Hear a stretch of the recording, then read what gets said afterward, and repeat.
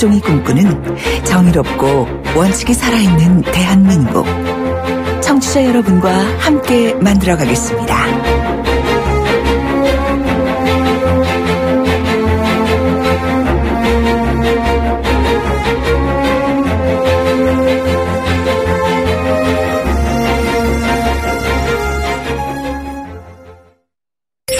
전방에서 우회전입니다. 이쯤인가? 경로를 벗어났습니다. 또 놓쳤네. 300m가 얼마나 되는지 어떻게 알아? 이제 내비게이션 탓은 그만. 랜드마크로 쉽게 알려주는 KT 원내비. 300m 앞 KT 대리점을 끼고 우회전입니다. KT 고객은 데이터 무료. KT. 최초가 최고를 만든다는 생각. NH투자증권의 새로운 시각. 최초로 핫해 이젠 최고를 할 때 우리가 만들면 인기 급등. 모두가 따라와 기세 등등. NH롭게 새롭게 NH롭게 새롭게. 투자가 새로워지면 NH투자증권. 원금 손실에 유의하세요. 마스크가 없어도 밖에서 실컷 놀고 미세먼지 하나도 없는 날이 올 거라고 우리 아빠가 그랬어요. 아빠가 뭐 하시는데? 콘덴싱 만들어요. 콘덴싱이 옳았다. 국가대표 보일러. 2016년 금감원 공시 매출액 1위. 깨끗하고 정직하게, 투명하고 순수하게. 올림픽 정신을 평창수에 담았다. 평창에서 태어나 세계인과 마실 물이기에 강원 평창수. 물의 원칙을 지키다. 주거 공간의 한계를 넘어 주거 문화의 상징이 되다. 효성 해링턴 플레이스. 주거 가치를 넘어 삶의 가치가 되고 랜드마크를 넘어 시대의 기준이 된다. 효성이 만드는 프리미엄 꿈의 공간. 효성 해링턴 플레이스. 효성. 동부화재가 이름을 바꿉니다. 동부화재의 새 이름 DB 손해보험. 차보다 사람이 먼저라는 약속. 가족 사랑을 지키는 약속. 이름이 바뀌어도 그 약속은 그대로입니다. 동부화재의 새 이름 DB 손해보험.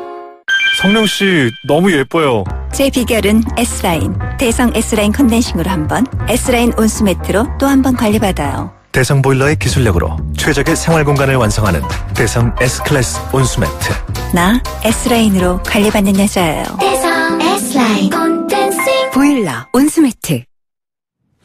네, 두 번째 인터뷰 하겠습니다. 먼저 7446번님, 정말 치 떨린다고 해서 정치라고 한답니다. 제가 3부에서 여러분 보내주신 문자 소개해드리겠습니다. 먼저 두 번째 인터뷰 가도록 하겠습니다. 내년 최저임금 올해보다 16.4% 오르죠. 7,540원 정도 되나요? 정부가 영세 중소기업 부담을 덜어주기 위해서 30인 미만 사업장에 근로자 1인당 13만 원의 일자리 안정자금 지원한다고 어제 발표했다고 저희들이 인터뷰도 했습니다. 윤희덕 의원하고. 이 민간기업의 임금을 정부가 세금으로 직접 지원하는 것에 대해서 우려하는 목소리가 또 많습니다. 고용노동부로부터 직접 한번 말씀을 들어보도록 하겠습니다. 고용노동부의 이성기 차관 전화 연결했습니다. 안녕하십니까, 차관님.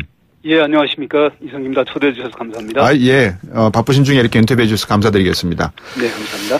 네, 최저임금이 인상된 후에 이제 이번 방안을 마련하기 위해서 상당히 여러 가지 또 고민도 많이 하셨을 건데 어떤 과정을 거쳤는지 국민들에게, 청취자분들에게 소개 좀 해 주시겠습니까? 네네, 저희들이 나름 많은 고민을 했고요. 예. 먼저 정부는 최저임금 인상이 됨으로 해서 일자리 안정자금이 필요한 그런 중소영세 사업주들이 적기에 지급될 수 있도록 각별한 노력을 기울이고 있다는 말씀 먼저 드립니다. 네. 그동안 저희가 추진한 경과를 간략히 말씀을 드리면 지난 7월 15일에 최저임금위원회에서 내년도 최저임금을 16.4%를 인상을 했습니다. 네. 그 이후 한 3개월 반 동안 정부에서 폭넓게 저희가 논의를 하고 있고요. 예. 현장 의견도 수렴을 하고 있습니다. 네. 우선 7월 17일 날 고용부, 기재부 등 23개 기관이 예. 참여를 해서 이제 관계기관 TF를 구성을 했는데요. 예.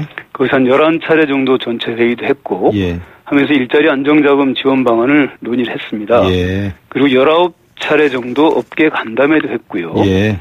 그다음에 사업체 현장도 방문하고 심층 면접도 하고 있습니다. 이런 걸 통해서 예. 저희 어떤 현장의 애로라든지 제도 개선 사항에 대한 건의를 충분히 들었고요. 네. 그래서 이런 과정을 거쳐가지고 사업 시행 계획을 이제 단계적으로 저희가 구체해 나갔고 예. 어제 경제장관 회의를 통해서 발표를 하게 된 것입니다. 예. 근데 앞으로도 조금 남아있는 과제들이 국회 예산 심의가 남아있기 때문에 네. 이 논의 과정에서 충실히 저희들이 임하도록 하겠고요. 예. 만약에 어떤 문제들이 제기가 되면 또 보완해 나가도록 그렇게 약속을 드리겠습니다. 네, 자세한 말씀 감사드리고요. 먼저 앞에서도 뭐 많은 내용 말씀해 주셨는데 핵심적인 내용 이것이 사실은 이번 정책의 핵심이다라고 짚어주신다면 어떤 것을 말씀 주시겠습니까? 네, 아마 청취자 여러분들이 가장 궁금해하실 지원 대상이나 네. 요건일 텐데요. 네. 이 부분 우선 말씀을 드리면 지원 대상은 원칙적으로 30인 미만 사업주를 하고 있습니다. 네.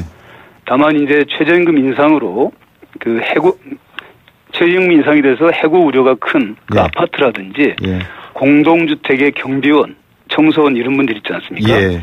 이런 분들은 일단 예외를 인정을 해서 30인 이상 사업주라 하더라도 저희가 지원하는 것으로 계획을 하고 있고요.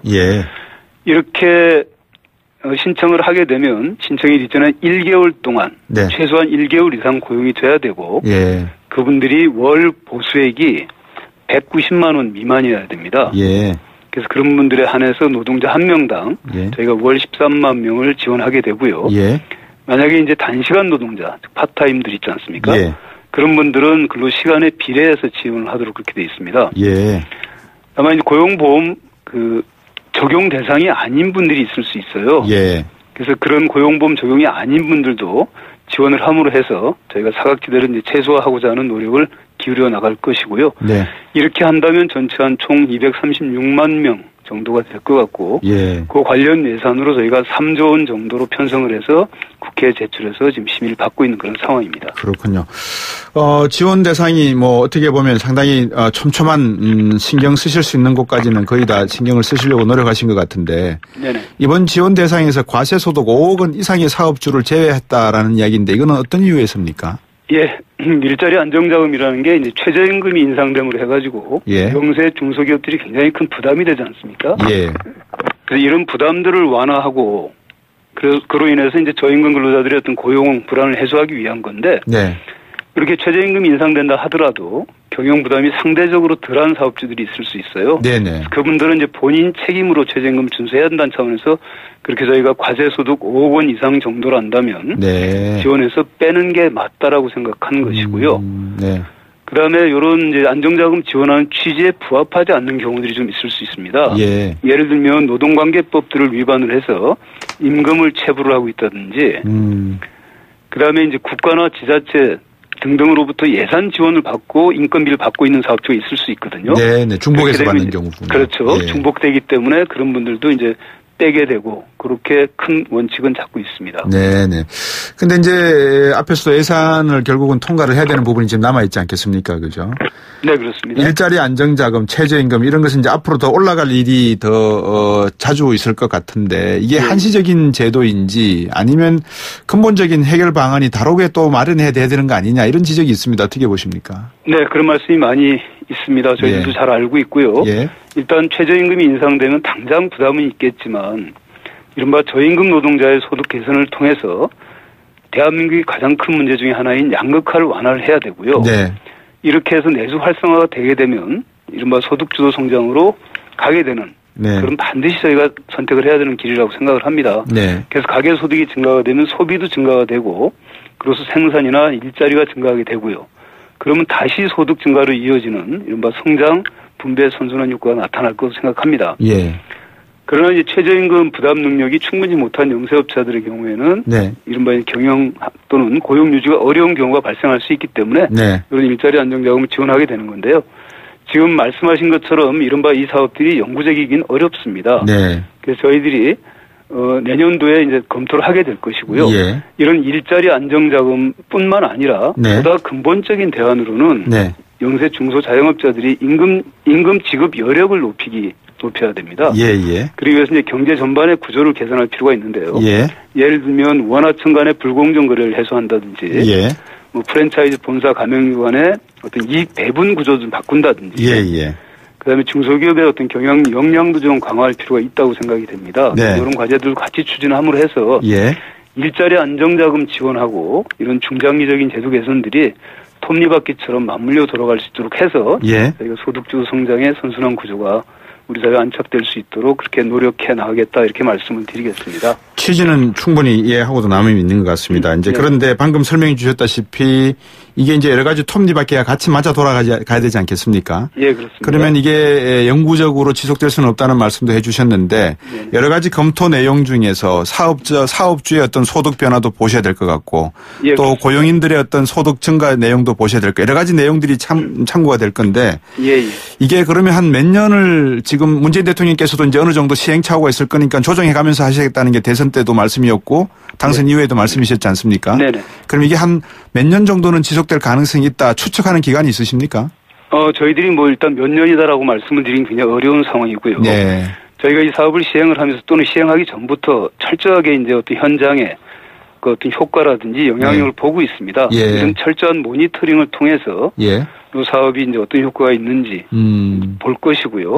그런 효과를 토대로 이제 내년 상반기 중에 쭉 보고 하반기쯤 되면 또 저희가 내년도 이후에 또 최저임금 인상 문제도 같이 결부가 되어 있는 문제이기 때문에 그런 여러 가지 상황들을 보면서 저희가 결정하겠다 이렇게 좀 말씀을 드릴 수 있을 것 같고 뭐 몇 년간 지속이 된다는 말씀을 조금 드리기가 어려운 상황입니다. 그러면 모니터링 하신다 그랬는데 모니터링하는 기업군과 사업장의 어떤 형태 이런 것들은 이미 그 표본으로서 내용을 다 통계 자료를 만드실 준비는 하고 계신다 이렇게 봐도 되겠습니까?